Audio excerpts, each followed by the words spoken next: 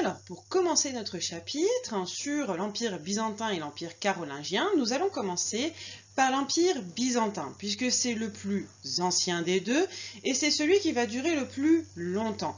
Et nous allons parler de Justinien, qui est l'empereur le plus important, le plus connu de l'Empire byzantin et qui a vécu entre 483 et 565. Alors pour vous présenter Justinien, je vous mets ce document qui est une mosaïque. Alors qu'est-ce que c'est qu'une mosaïque? Pour rappel, c'est un assemblage de petits morceaux de céramique peints, un peu comme un puzzle, et qui vont former un ensemble, une œuvre d'art.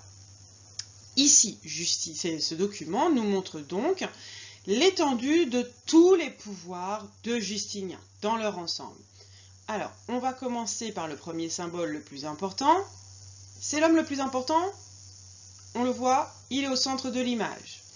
Numéro 2, c'est lui qui a tous les pouvoirs, on le voit, c'est le roi, il a une couronne sur la tête. Et troisième élément qui nous montre vraiment qu'il est l'homme le plus important, c'est son manteau de couleur pourpre ici qui symbolise le pouvoir, la majesté. Ensuite, pour identifier les différents pouvoirs détenus par Justinien, il suffit de regarder les personnages qui sont à ses côtés. Nous avons à sa gauche les membres du clergé, ici, avec le chef du clergé, le patriarche de Constantinople. Ensuite, nous avons d'autres groupes de personnages. Tout d'abord, les fonctionnaires qui vont aider Justinien à gouverner son empire en gérant tout ce qui est administratif. Et enfin, un dernier groupe de personnages également, ici, ce sont les soldats qui vont aider Justinien à garder son empire et à l'étendre, bien entendu, comme on le verra par la suite.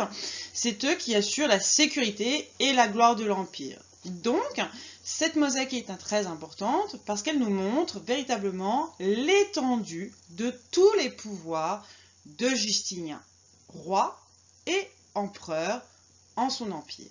Alors, Justinien s'appuie sur ses soldats. Pourquoi?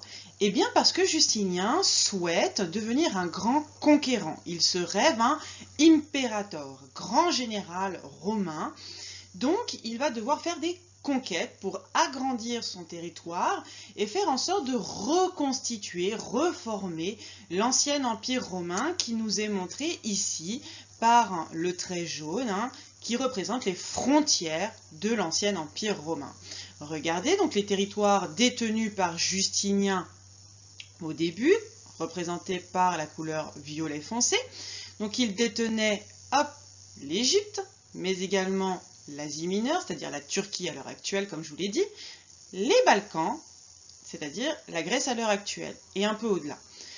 Justinien, donc en tant que conquérant, va devoir étendre son territoire et il va aller vers le littoral méditerranéen de l'Afrique du Nord. Donc il s'en empare, il va aller plus loin vers l'Espagne du Sud, la région qu'on appelait la Bétique, et il va également s'emparer de toute la péninsule italienne, ici. Plus, bien entendu, les petites îles, enfin petites entre guillemets, on a la Sicile, la Sardaigne et également la Corse. Donc l'objectif, on le voit bien, c'est de reprendre le territoire de l'ancien empire romain, car Justinien se veut empereur romain. Alors, pour Justinien, le pouvoir des armes n'est pas suffisant pour montrer qu'il est un descendant, un héritier de l'empire romain. Il va également s'appuyer sur ce qu'on appelle le pouvoir législatif, c'est-à-dire le pouvoir de faire des lois. C'est ainsi qu'il va décider de créer ce qu'on appelle le Code Justinien. Le Code Justinien, c'est un assemblage des anciennes lois romaines, réalisées par les empereurs romains, auxquelles il va ajouter ses propres lois. D'accord ? Il montre qu'il est capable de rédiger des lois qui sont aussi valables que les anciens empereurs romains et il va s'attacher à les faire respecter et appliquer dans son empire. Donc, Justinien, encore une fois, se place dans l'héritage des empereurs romains, aussi bien par le pouvoir des armes que par le pouvoir de faire des lois. Alors, dernier élément pour montrer la puissance de l'Empire byzantin, c'est sa capitale, bien évidemment. Et encore une fois, on va bien montrer l'héritage de l'Empire romain. Nous avons énormément de monuments de style romain dans Constantinople, puisqu'on est dans une ville à l'origine romaine. Elles ont été conservées par l'empereur Justinien, bien évidemment. Nous avons ici l'hippodrome, c'est-à-dire le cirque dans lequel il y avait les courses de chars. Nous avons ici le forum, qui était une place ouverte autour de laquelle on trouvait la curie, c'est-à-dire le Sénat d'ailleurs qui est ici.